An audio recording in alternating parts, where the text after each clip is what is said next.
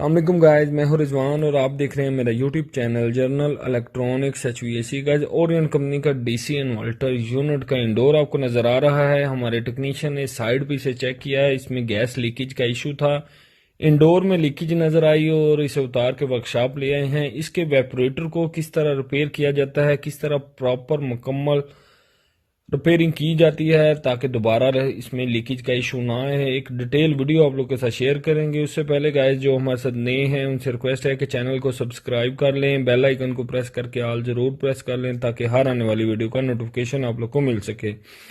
Guys یہ ہماری workshop ہے جو کہ پاکستان کی سٹی لالا موسیٰ میں موجود ہے۔ آٹومیٹک واشنگ مشین کا سپیئر پارٹ، اس کے علاوہ انورٹر، ریفریجریٹر، آؤٹ ڈور PCB، AC کے کمپریسر وغیرہ ایوری تھنگ ہمارے پاس اویلیبل ہے۔ آپ کا کوئی بھی کام ہو آپ ہم سے کانٹیکٹ کر سکتے ہیں، یا کوئی آپ کا اسپیئر پارٹ چاہیے ہو پھر بھی آپ ہم سے رابطہ کر سکتے ہیں۔ تو گائز شروع کر لیں گے، اس کو اوپن کریں گے۔ سب سے پہلے اس پہ ایک اسکرو ایک یہاں پہ لگا ہوا ہے، اس کے نیچے دوسرا یہاں پہ ہے اور تیسرا یہاں پہ ہے۔ اس کے علاوہ اوپر بھی سکرو ہوتے ہیں، وہ بھی میں آپ کو دکھا دیتا ہوں۔ یہ آپ کو 1 2 3 اور 4 سکرو یہ ہیں، تو یہ سارے آپ نے اوپن کر لینے ہیں۔ سکرو وغیرہ سارے اوپن ہو گئے ہیں تو کور کو ہم اتار لیں گے۔ کور ہم نے اتار دیا ہے اور اس کی جو لیکیج تھی ہمارے ٹیکنیشین ہیں ان کے مطابق یہاں پہ اس کی لیکیج ہے، تو واقعی لیک ہے، آئل وغیرہ نظر آ رہا ہے۔ تو ویپوریٹر کو ہم الگ کر لیں گے، دیکھ سکتے ہیں ویپوریٹر ہم نے الگ کر لیا ہوا ہے۔ تو یہاں پہ لیکیج تھی، یہ آپ دیکھ سکتے ہیں، یہ پائپ آئل آیا ہوا ہے، تو یہ آلموسٹ 6 پائپ یا 7 پائپ ہیں جن پہ لیکیج ہے۔ تو ہم یہ 6-7 چینج نہیں کریں گے، ہم سارے ہی چینج کریں گے تاکہ دوبارہ ہمیں کوئی مسئلہ نہ بنے۔ یہ ہماری ورکشاپ ہے جو کہ پاکستان کے سٹی لالا موسیٰ میں موجود ہے۔ یہ ہمارے کانٹیکٹ نمبر بھی آپ ان کو نظر آ رہے ہیں، آپ کا کوئی بھی کام ہو آپ ہم سے رابطہ کر سکتے ہیں۔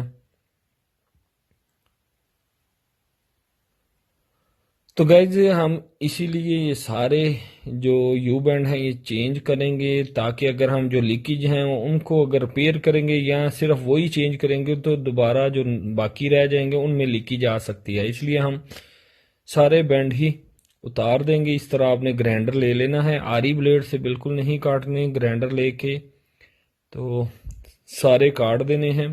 آری بلیڈ سے کاٹیں گے تو پائپ جو ہے آپ کا کاپر کا وہ ہلے گا اور وہ اندر سے کہیں لیک ہو جائے گا، تو اس لیے گرائنڈر سے بالکل ایزی ہے۔ گرائنڈر لے کے آرام سے آپ نے یہ سارے یو بینڈ جو ہیں وہ کاٹ دینے ہیں۔ ان کو کس طرح لگائیں گے، کس طرح ویلڈ کریں گے، کس طرح ایڈجسٹ کریں گے، مکمل ڈیٹیل کے ساتھ آپ لوگ کے ساتھ شیئر کریں گے۔ اور اس طرح کام کرنے سے آپ کے ویپوریٹر میں دوبارہ کافی ٹائم تک لیکیج نہیں آئے گی۔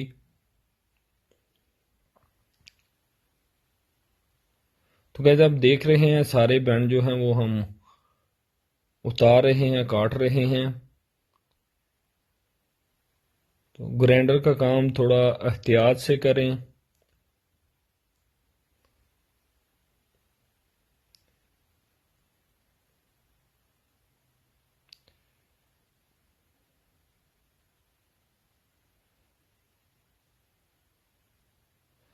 آلموسٹ ہمارے جو یو بینڈ ہیں وہ سارے کٹ چکے ہیں۔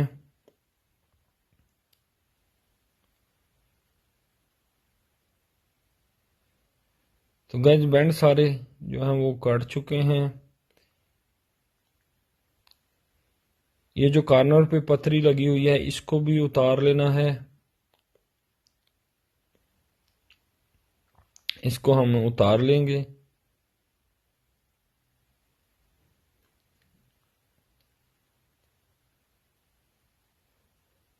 اس کو اتارنے کا مقصد ہے کہ پائپوں کے نیچے جو المونیم کی فنز ہیں ان میں سے 2 یا 3 فنز ہم نکال دیں گے تاکہ ہمارے پائپ کی جو کالر ہے وہ تھوڑی سی اوپن ہو جائے اور ٹانکا لگنے میں ایزی رہے، ویلڈنگ کرنے میں کوئی ہمیں ایشو نہ آئے۔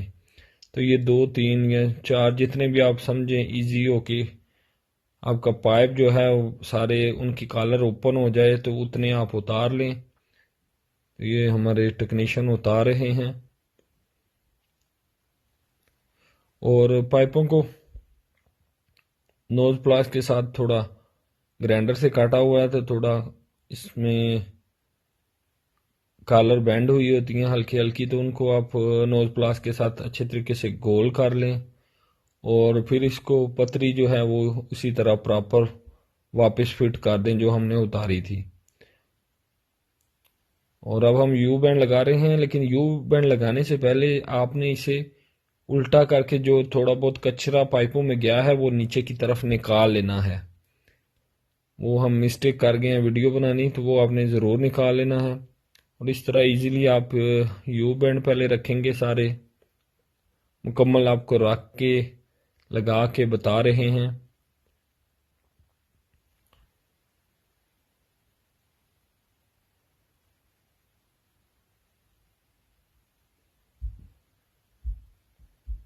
اس طرح کرنے سے ہمارا جو ویپوریٹر ہے اس کی جو پرابلم ہے وہ پراپر طریقے سے سالو بھی ہو جاتی ہے اور اس میں دوبارہ کمپلین بھی کافی عرصے تک نہیں آتی. اور کافی سارے ہم یہ بینڈ جو ہیں وہ چینج کر چکے ہوئے ہیں لیکن ان کی کوئی کمپلین نہیں ہے، کافی اچھا رزلٹ رہا ہے، بلکہ 100% ہی رزلٹ ان کا رہا ہے.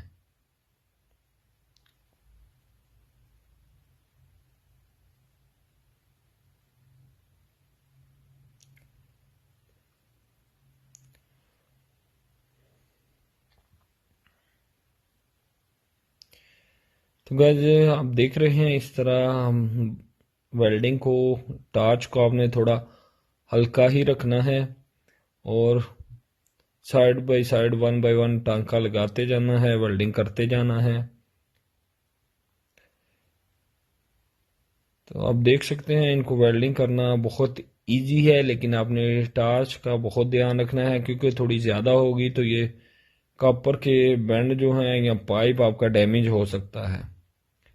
تو گائز اس طرح آپ نے سارے پائپوں کو ٹانکا لگا لینا ہے. اس کے بعد آپ نے انہیں پریشر دینا ہے.